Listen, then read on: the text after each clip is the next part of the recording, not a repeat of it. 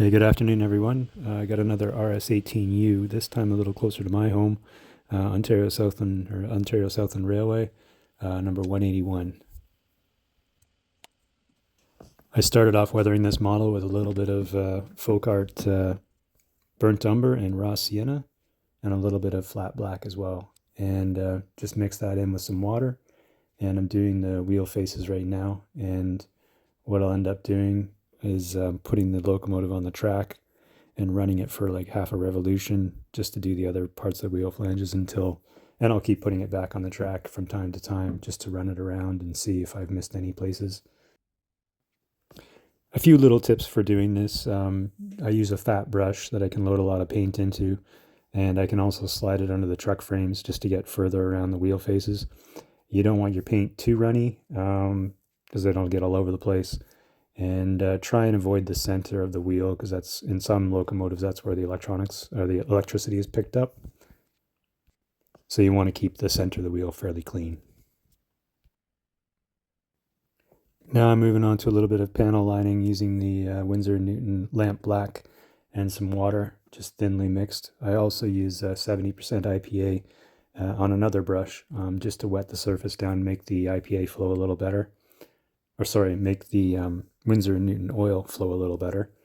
The people say don't put oils on first because you can't put acrylics over top. In this case, it's not too much of an issue because you're really trying to get the oil into the indented portion of the vents. You'll see later on that I actually do take a Q-tip and scrape off the surfaces that are proud. This locomotive is fairly clean. What I'm trying to do here is just add a bit of depth with the black.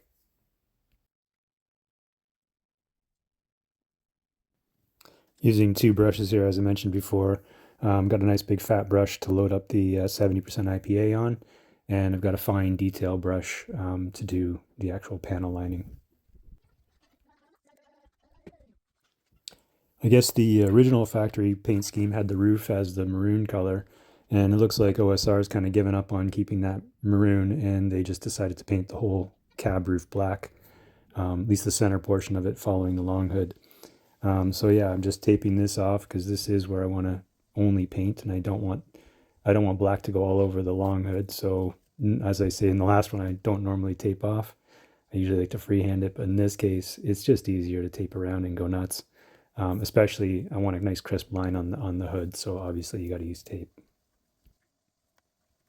Okay, we're all masked off now. Get the windows masked off, and I'm going to head down to the airbrush booth.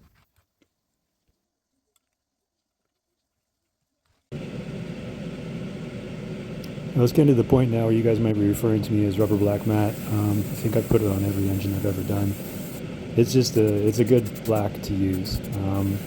As I said on the other locomotives that I've done recently, I like to use the flat black from Tamiya and the rubber black. The rubber black is more of a gray, and the flat black is a true black. So you can kind of use the two to play off each other on the roof of the long hood.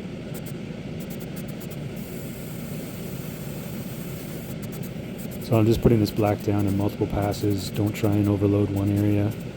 Do nice thin passes. Keep the paint really thin. Let it dry in between, and you won't have any issues. While I have this black in the cup, I'm just going to go around the rest of the locomotive and get rid of the shininess on all black surfaces on this locomotive. I'm not too concerned about what actual color the trucks are or anything else. I just want to put a base coat down.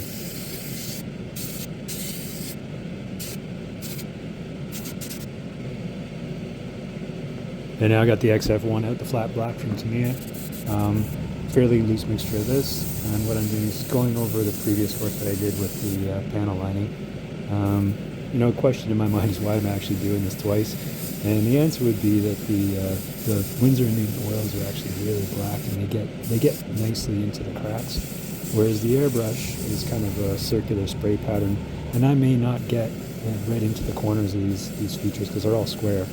And so, it just guarantees that I get a nice black everywhere. Plus, on larger vents there, I can kind of vary the tone as well by airbrushing a bit lighter in some areas and just give it a bit more variety.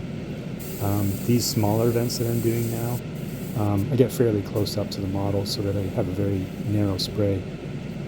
And you know, there is a little bit of overspray. Sometimes you want that, sometimes you don't. What I usually do is I keep the overspray on the bottom sizes to kind of mimic a little bit of water runoff, like soot, holding soot. On the sides, I fairly wipe, and the top, I kind of wipe it clean with a Q-tip, a damp Q-tip. So yeah, just finishing up doing all the vents here. Now I got the Q-tip out. You'll see I'm just tidying up a little bit. It's, if you catch it within the first minute or so, it's like super easy to come off. If you let a day go by, then you got to use some IPA. Yeah, now you'll see what I'm talking about here with these back vents being cleaner on the proud faces. So I'm actually getting the beige and the burgundy to come back through, and just cleaning up that.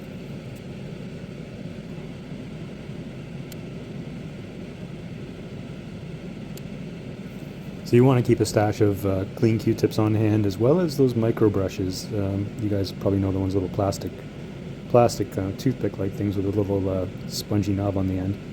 You can get those really cheap by the hundreds, but they're really like for cleaning up details. Also, the Q-tips, you can rip off some of the cotton on the end and get that fairly fine as well. Now I've picked up the brush again, and I'm just adding in the soot from the exhaust. This again is using the black, so that should show up. In fact, it does show up against the rubber black. So again, you're playing black off black, and just again using the rest of the cup, whatever the paint is in there, and just going over the rest of the locomotive just to put another base coat down. So whatever I do with like oils or powders kind of sticks better than the shiny plastic.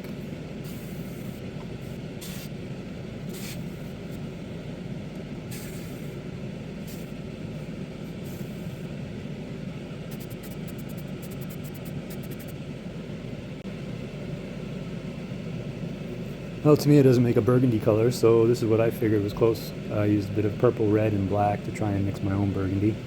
And basically what I'm after here is just a fade, so I don't have to get the exact color, I just have to get fairly close. And I'm not putting this down in any concentrated layer here. This is you'll see I'm just kind of very quickly going over. I'm leaving some of the OEM paint and getting most of it to be kind of faded down, especially on that cab roof there, whatever's exposed mostly to the sun. And I don't use tape for this, as you can see. I still have the windows taped up, but I can clean up any kind of overspray with a Q-tip that I need to, and here I go.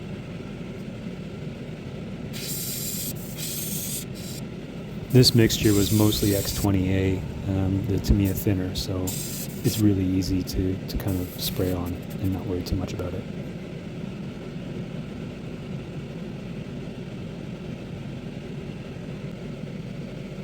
Broken record, rubber black again. This one actually had most of the staining on this locomotive was actually black, and on the previous RS18u it was kind of rusty colored. So this one has the same kind of tiger striping down the sills. It's kind of strange, I guess, the way the water comes off the long hood and flows across the walkways and then down. It has the same tiger striping, except for I guess the other one was older and probably more on its way out toward the scrapper, whereas OSR kind of repaints their locomotives. So eventually this would probably turn rusty, but for now this is black. So I'm using the rubber black again to get very thin vertical stripes along the sills on both sides. So when I get the spray right and super thin, I go crazy and get all the little stripes done. That's what I'm doing right now. Finally got it nice and thin. So just I'm practicing on the cutoff saw spin turntable that I have, just to make sure I got a really thin line. And then once I get the thin line, I go. And again, this locomotive's been fairly newly repainted, so most of the stuff is just diesel dust. So there's not much rust on this guy. So I'm just going around now, adding some of that dust, and it's rubber black again. It's mostly black on this locomotive. So no rust on this locomotive, but there is dust. And so got the buff color out. Again, very, very fine or loose mixture of this. Lots of X20A and a little bit of buff. And so I'm just going around on top of the black that I just sprayed and just adding some dust on the top of the locomotive. on all surfaces that are horizontal, basically, as well as dusting on the trucks.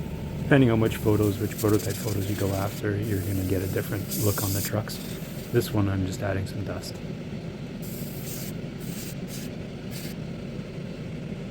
Okay, now I got a little hull red, NATO brown, and buff, and mix that in the cup.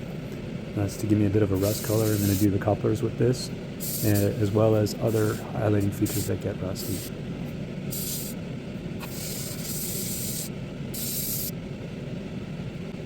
On this locomotive, I'm getting some of the bearing caps as well as the springs in between the side frames, and just tiny bits of rust on this locomotive.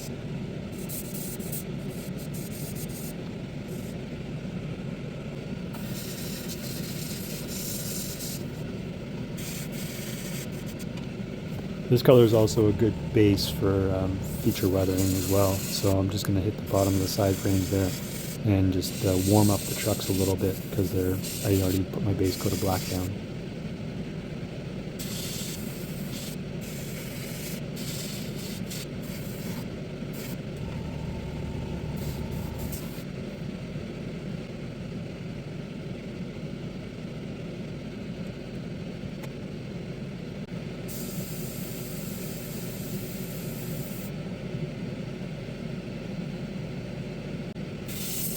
So now I've added a bit of orange to the cup just to make a bit of lighter rust. And one of the photos that I did find, one of the more recent photos, is there is some rust starting actually on the conductor's side walkway and moving around to the front as well. You know, every locomotive does wear, and this guy is old, so I guess the paint's been worn off, and the salt from the Canadian winters is getting onto the walkways and eventually does cause a bit of rust.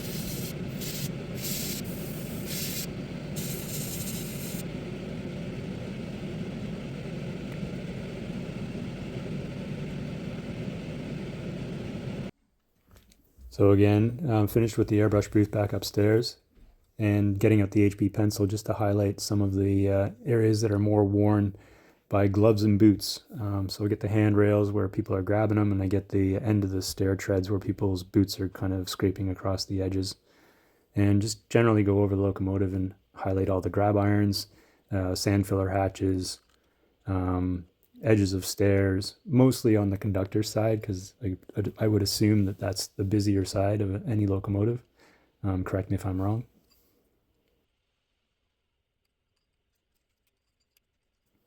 I will say it's nice to work with Rapido grab irons. They do that metal grab iron push through plastic stanchions, so it makes them fairly stiff and also strong.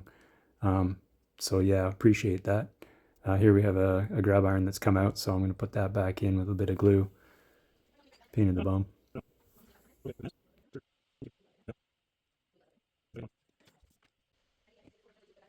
So now I'm going to start doing the panel lining for the doors and all the joins along the long hood here. Same formula, going over with the red handle brush, putting 70% IPA down, and going on with the blue handle brush, which is a very fine tip brush to get the Winsor and Newton lamp black solution mixture back into the cracks, and just dabbing with a Q-tip to clean it up. So this process actually does take quite some time. I think I probably spent about 50 minutes doing this. Anyway, it is a time-consuming process. Lots of different. I usually go over areas a couple times, and you know, you can get the paint to wick nicely up and down those cracks, and it feels pretty good to when you do nail it. Yeah, in addition to getting all the cracks between the doors, you got to get the latches as well. They seem to collect a lot of grime. So there's usually a latch at the top and bottom of each door. And just now I'm getting the top of the fans and the grills and stuff. That's where more dust collects as well. On these units, the surround for this back intake has got lots of rivet features, and just going over with the black and also the brown, it does kind of bring out the details in the casting, or in the, I guess with the injection molding process, I guess this would be injection molded. So I finished with the black, and now I'm going over with the brown. This is just to add a bit more warmth across the locomotive and a bit more, interest to the eye, I guess. I did the black first just because that can be covered up with the brown in some places, and it leaves kind of like a black edge around the brown core. Kind of shows a bit more of depth to the actual weathering. Anytime you add more than one layer, you're adding a lot more interest to your weathering and a lot more reality as well. Previous locomotive, the black RS18u, you see how I did the rust dots in 3 stages of different colors of rust. Actually looks a lot way better than just putting one color down.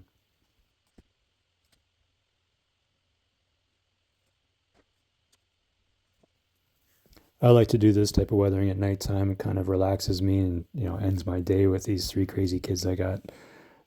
So I find I can sit here for 50 minutes and zone out and just do this. And I you have to be in the right mood to do this.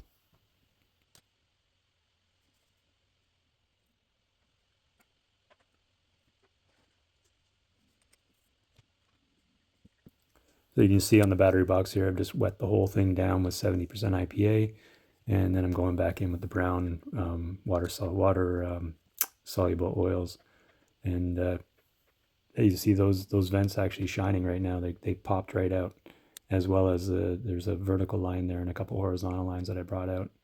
So this really does add a lot to the finished product. I wouldn't skip this step. Just adds way more realism, especially at the 3-foot view. These things are, I guess, kind of like stage makeup. You kind of overdo it because people are sitting far back and they want to see what's going on. So, if you want to get really up close to these things, fine. But most of us are looking at 3 feet, and you want some of those details to pop at 3 feet. So if you go a little bit heavy on the panel lining here, it probably is better. I should also say I've never actually used the, I guess people refer to as the taco sauce, which is the premix stuff. I believe that is enamel, and I've never used it, and I don't know if that's better than what I'm doing. I guess I should try it eventually, but I mean, anybody who's tried both methods, maybe you can chime in and just let me know, like, how does it clean up? Does it clean up nicely? Because this locomotive does have acrylic on it, and I'm wondering if the enamel would be hard to clean up or potentially even ruin the acrylic finish, because I'm not dull coating in between these layers.